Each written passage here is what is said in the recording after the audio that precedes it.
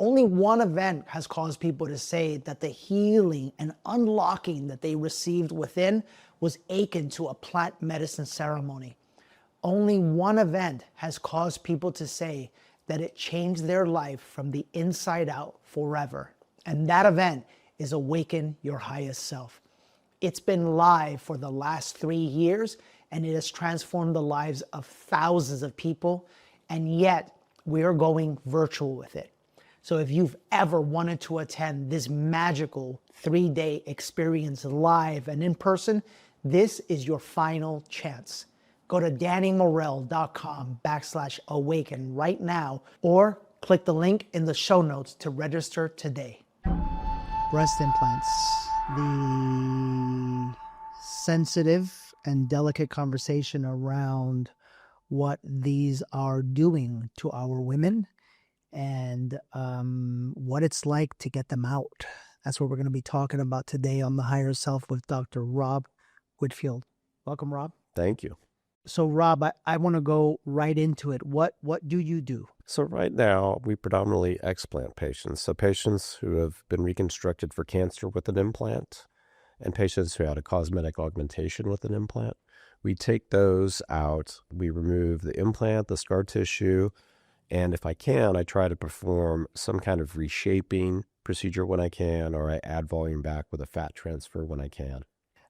Is this something that is becoming very common right now? I believe if you look at the statistics, if they report them accurately, it's one of the fastest growing procedures in plastic surgery around the world. Explant surgery. Yeah. Why do you think that is? Because I want to say it's a couple fold. So I became problem aware of this in its current iteration, and the term breast implant illness is used on social media a lot now, in 2016. And I had a breast cancer patient come to me and desired to have their implant-based reconstruction removed. They wanted to go flat. And so that's perfectly acceptable. You go through everything with the patient. And I had done this for cancer patients over my career. So I did that for them. And ultimately, when we take all the scar tissue out, we do a couple things when we're doing this, especially in the cancer environment, is we look for bacteria in the pocket where the implant sat. So we would use a culture technique. It looks like a Q-tip swab, and you would send that to the lab.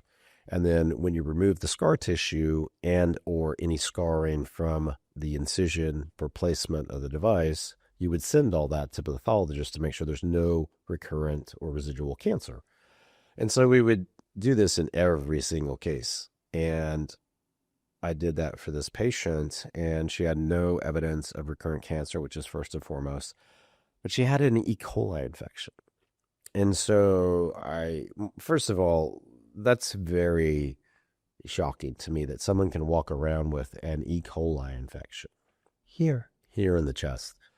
So how did they get that? How did I miss that? There's all these questions at this point. And, my sister recently passed away from breast cancer. So if someone had missed that in my sister, I'd be furious, bothersome, to put it mildly. So I went back through all the notes and everything, and we didn't have any clues in the examination. The only clue in the history was she was tired. She had fatigue, which happens from patients who get chemotherapy. They get a lot of bone marrow suppression. So fatigue is a relatively common thing, but that was the only thing in this patient. And so we treated her appropriately with an antibiotic for that specific bacteria, E. coli, and all of her fatigue went away. So she had been carrying this around for an undetermined amount of time. So people ask me, well, how'd that happen? There's 3 ways to get an infection with an implant: hip, knee, breast, dental, neurologic, doesn't really matter.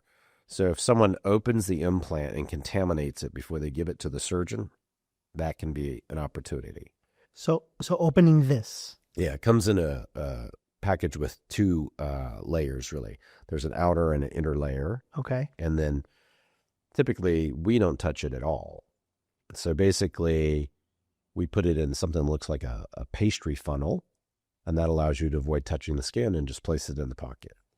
So that's a no-touch technique. So the staff who opens it and gives it to you could contaminate it.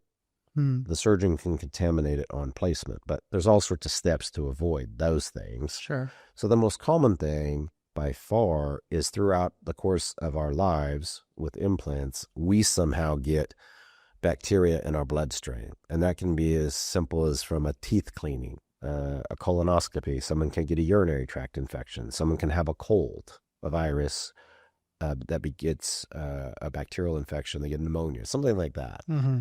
So most commonly in this, woman, she was a little bit older. So it's either gut or the urinary tract, typically, that would get you an E. coli infection. So she was treated. This all went away. But then she put me on a Facebook group that discusses breast implant illness and explant surgery. And then all of a sudden I just had people start calling my office to have explant surgery, which I was a breast reconstruction surgeon and did microvascular breast reconstruction, head and neck reconstruction, sarcoma reconstruction. So my office was like, why are people calling about that? Right.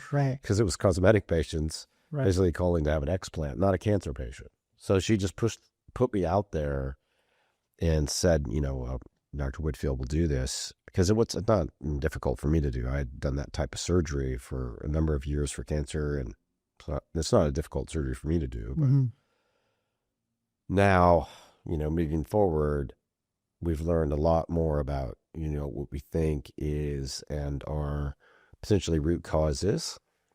So if a device were to get infected like that, the most common thing is not E. coli. It's typically a staph epidermidis. So our skin a lot of times is just colonized with staph, very normal.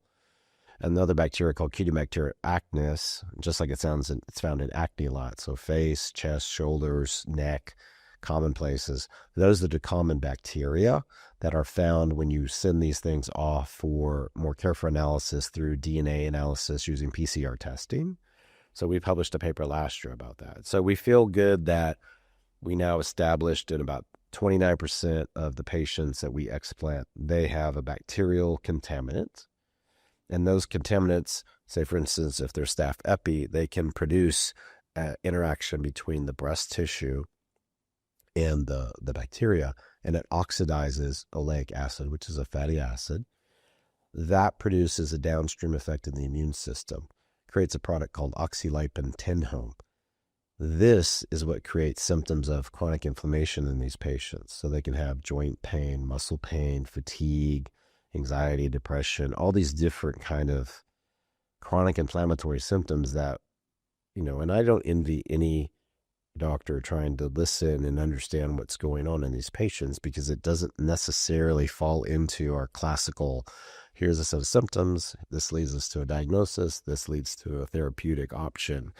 This is not like that. So if you don't have experience with the devices and or things like this that can be a little bit more occult or confusing, it won't make a lot of sense. And now that we've done several thousand of them, I think we're getting, more information out both in the scientific literature space and in the online space. We do educational videos, and I come on shows and I speak about it.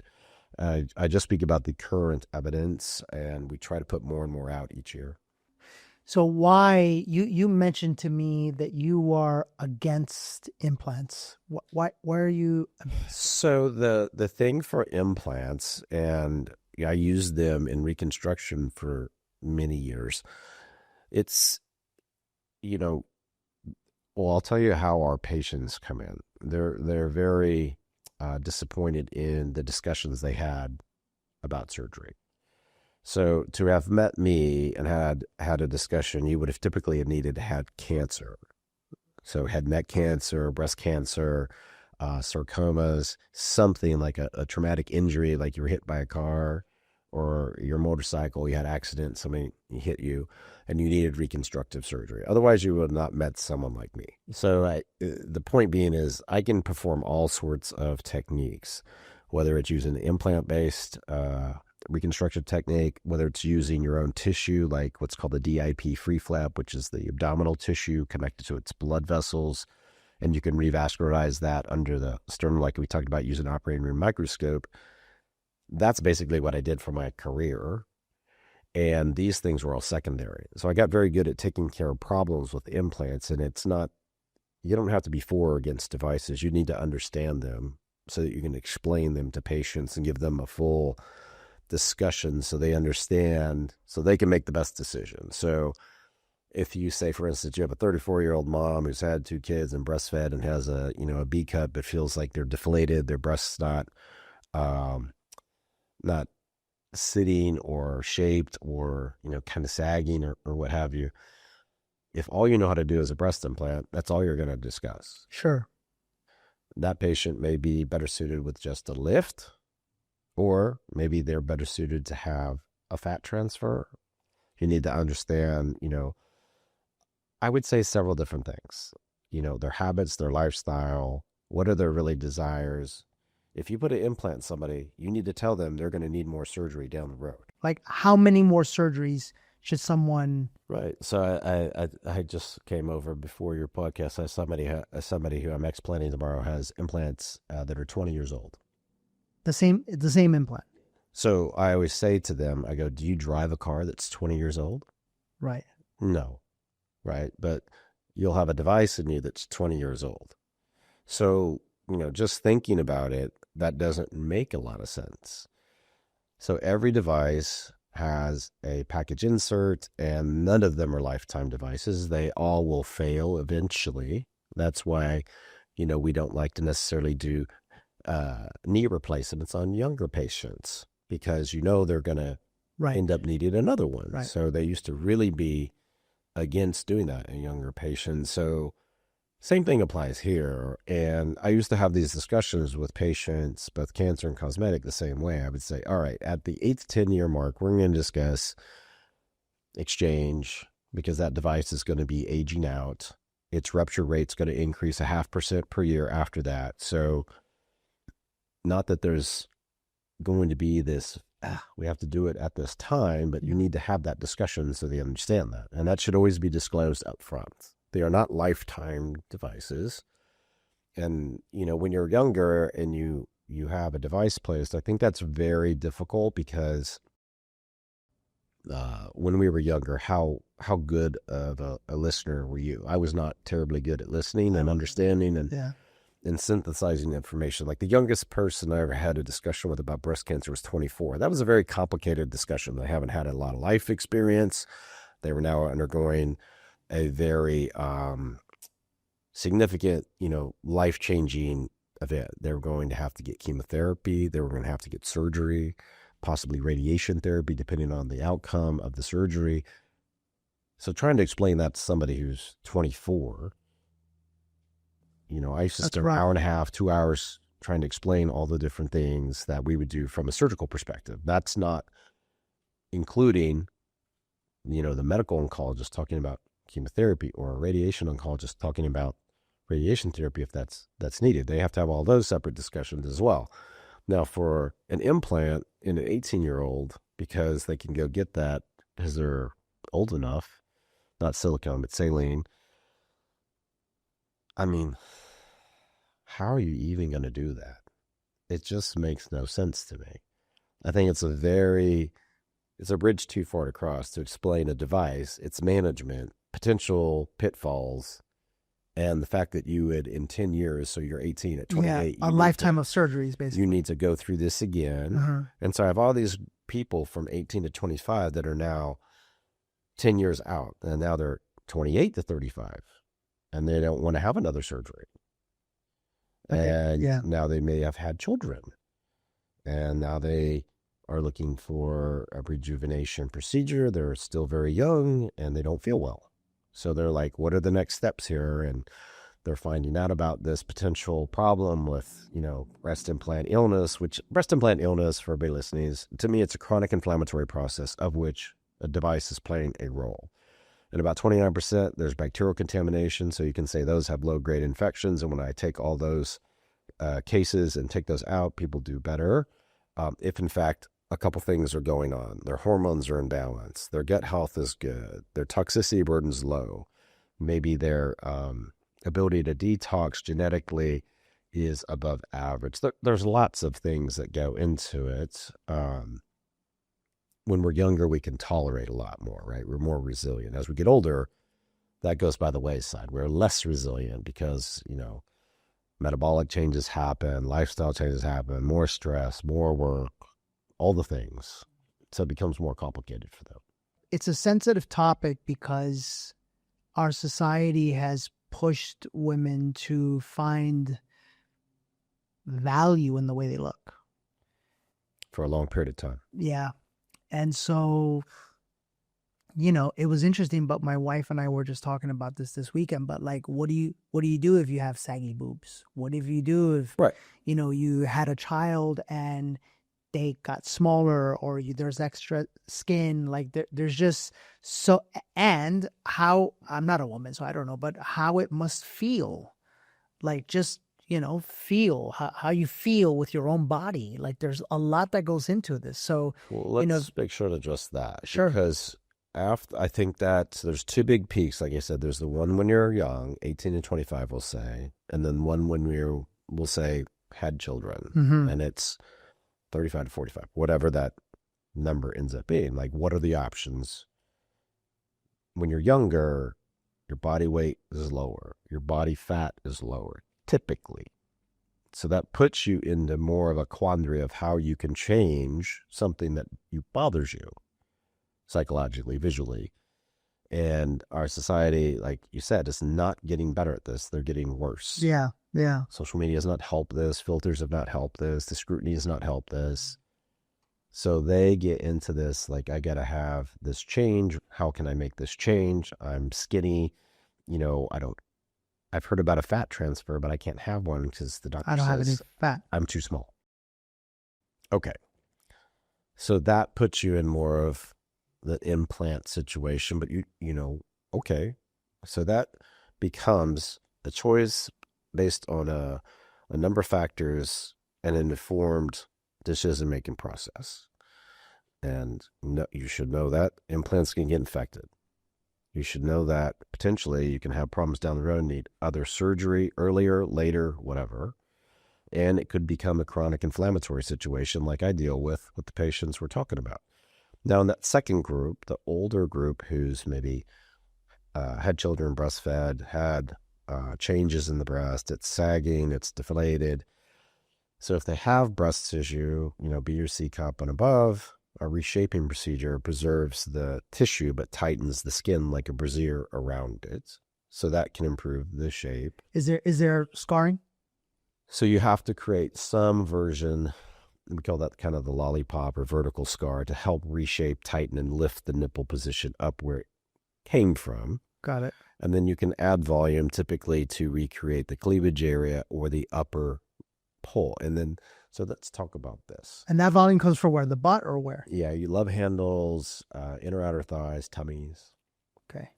Can like men donate some of their love handles? You'd have to be an identical twin. That works if you're identical twins. Okay. But I was going to say, like, I've tried it because I'm 55 now. And just like you're thinking, like, when did this all get to be a thing? When? So in the 20s, there's the flappers, it's more of a slim fit dress.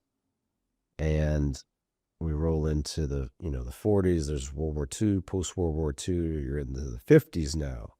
1953, Playboy magazine started. There's Sophia Loren, Marilyn Monroe, Elizabeth Taylor. These are all bigger, busted women. But it gets progressively smaller in terms of the lower body and the frames. They're not as curvy. But the bust size doesn't change. I've had people in other countries and this country tell me they were impressed. They learned about the body from Barbie and Baywatch. So we exported Baywatch around the world and to our own, adolescence. Yeah. And then Barbie has been around forever. Yeah. And you have, Playboy in 53, and you go into the 60s and 70s and, 80s, 90s were the glamazon models. Like you have Cindy Crawford and you have Naomi Campbell. These 6 foot tall, big busted, but narrow waisted, not very curvy, completely abnormal body habitus. Right? That's not normal.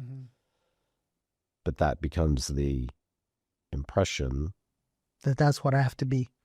Yeah, and then guys see it and they're like, well, why don't you look like that? Yeah. So this is not some thing that was done based on a randomized controlled trial of a drug. Like there wasn't a placebo arm and then a drug to see the effects.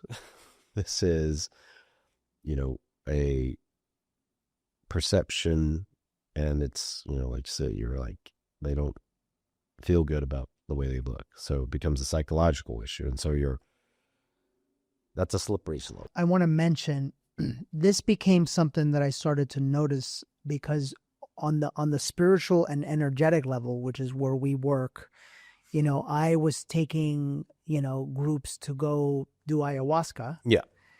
And undoubtedly the women would come back and say, I have to get these things removed. And it was happening over and over and over again. Yeah. I heard one woman explain to it, which, I mean, I'm just going to be, I know you deal with this all the time. This is the energy of this, it just doesn't feel good in my hands. So imagine this blocking your heart. And I think that's the deeper issue, is that these implants are blocking our women's hearts. And that's having a lot of ramifications on society, because our men are now looking at them and valuing them for something that isn't even them. If you think about it, it's sad, and it's only getting worse.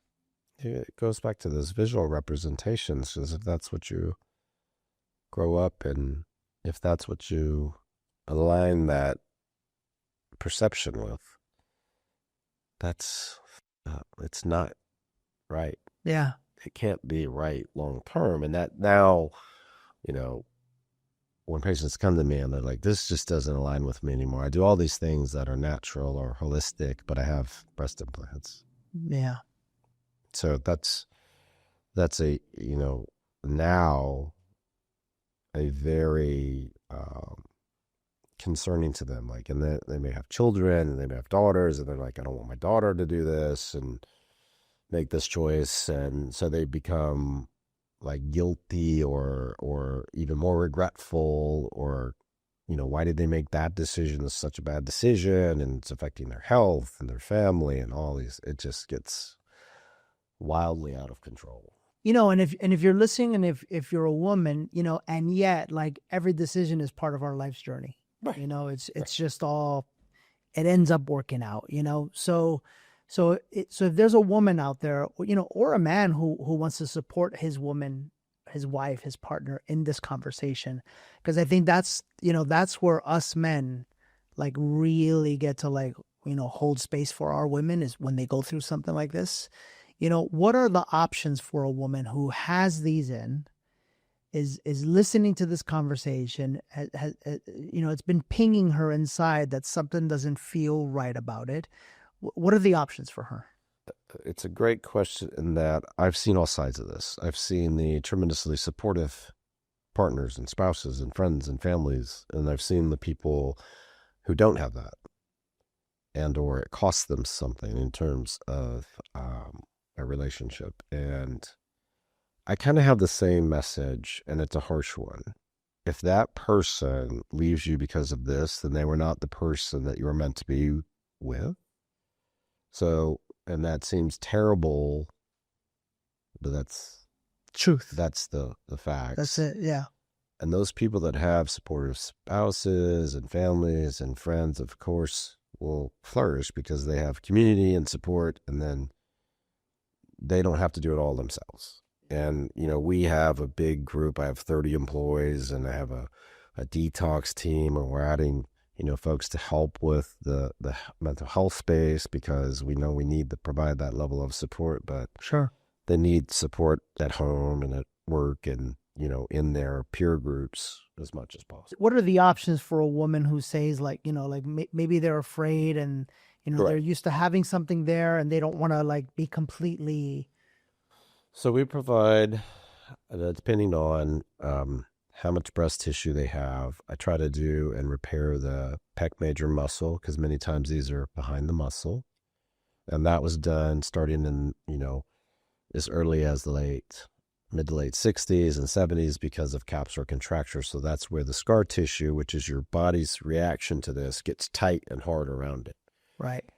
And all implants initially were placed above the muscle, but because you could feel that tightness and hardness, it became one that they placed behind the muscle. And my feeling was that was meant to not necessarily solve a problem, but to hide the problem, Yeah. because it put more tissue between the examiner's hands and then the patient's understanding of the problem. And to your point, it put it closer to their heart. Heart. Yeah.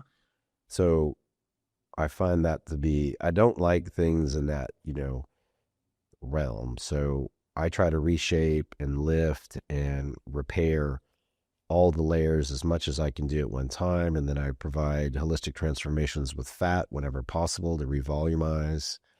But more importantly, you have to be comfortable with what's going to happen, not what's it going to look like. And although that is difficult to hear, that in reality restores the body, because I will do the things that I've learned over almost 30 years of operating to take care of it. What does something like this cost?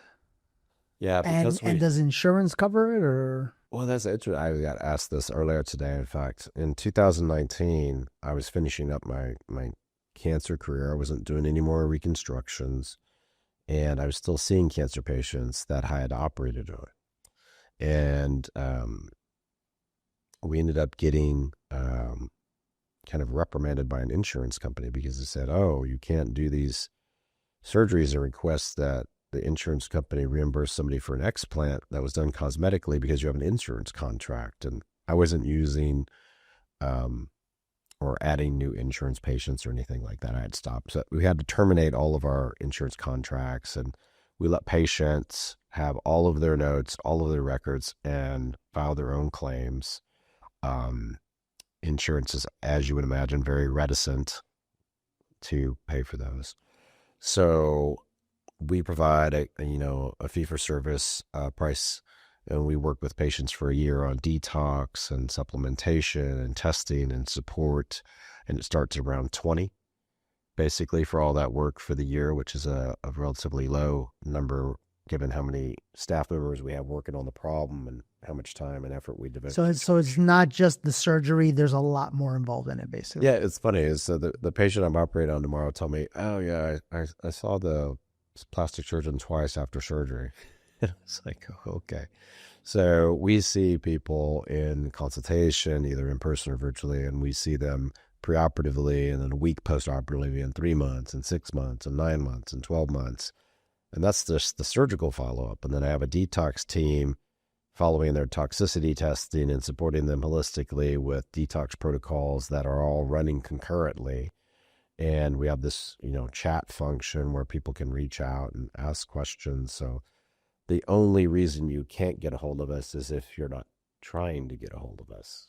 Final thoughts from someone who is working on this, is performing the surgery. For women who are having this debate, this conversation in their heads about, doing it, not doing it. I mean, you must have seen it all. What advice would you give your daughter? Yeah, that's the way. I the way I want to ask it. I get asked that a fair amount. So my daughter's a Leo like me, and Leos are very hard-headed. So she got in her head that she wanted to do this, even though I could explain all the aspects of it. You're not going to change someone's mind, so they have to, once they're old enough, that's their decision. That's fine. Everybody makes good and bad choices, and they have to live with those. I think from the patients who've now experienced it and are looking and debating that change, the upside is improvement in your health, and that allows you to take better care of yourself and your family and, be present. By getting them out. Yes. So that's the upside. Is there a downside? So the visual things are the concerning things. The superficial things, like what is the amount of breast tissue I'm going to have? What's the skin going to look like? What's the scarring going to be like? And so, at that point, it's real, that will rely on the surgeon you choose to help you. So what are the options? What can they perform? How can they help you? And do they have an approach that aligns with what you want to do? I think many people travel from out of state and out of the country to see us because we've created this very specific, more holistic, functional type program. So we try to make sure that we understand as much as we can about your genetics and your toxicity burden, your gut health, hormone balance, and really use those things to help you not just go through surgery, but then recover afterwards. And in the office, we have invested just as much as we can into things that we feel will help decrease, discomfort, help, improve lymphatic drainage. So we have lymphatic drainage devices from New Zealand. We have hyperbaric oxygen in my office. We have, red light therapy and nano-V therapy. Anything that I feel, we have this brand new, I almost forgot about it, this grounding mat product that you lay on it and it restores cellular voltage, helps lower inflammation. So if you, can really speed up recovery through nutritional counseling and, doing the, procedure properly and getting patients in and out in a timely, efficient manner so they're not really having to deal with any more effects of anesthesia or narcotics. We don't use extra antibiotics. We don't really promote the use of narcotics in our practice. We have them available if needed, but most people really are trying to not use them. Mm-hmm. We work really hard with our anesthesia groups to provide nerve blocks under ultrasound, and I do nerve blocks, and so that most of our patients come out and they're able to go within a half hour after surgery. It's all ambulatory. It's all outpatient. People stay in Austin about a week. There's a bunch of Airbnbs that really cater to our patients, and then we have hotel relationships. So for us, it's become like a big, project that my team really embraces. I have a great team. You certainly can't do this as a person, a lone person like me as a surgeon. I have 30 full-time employees now. Beautiful. How do people get a hold of you?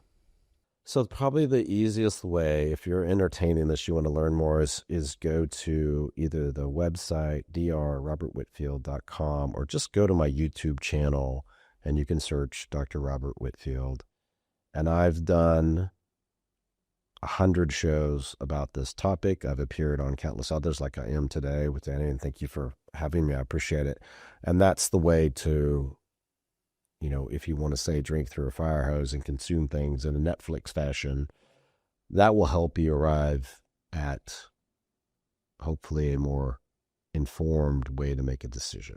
Because it's not something you should just jump right into. You have to think about it and discuss it with yourself, your family, your friends. Doing it alone or being isolated, as we know, is not the best way to do anything. For sure. Yeah. Thanks for being here. That's this week's episode of The Higher Self. If you're a woman out there and this is now coming to you, my advice would be to be gentle with yourself, be loving with yourself. And I think the main thing you heard Dr. Whitfield say is have some support around you, because it's not an easy conversation to have, but it might be a necessary one that you have been thinking about and ruminating over for some time. So we hope that the episode helped, and look for Dr. Robert Whitfield on YouTube, and definitely go consume more of the content to come to the best decision for yourself.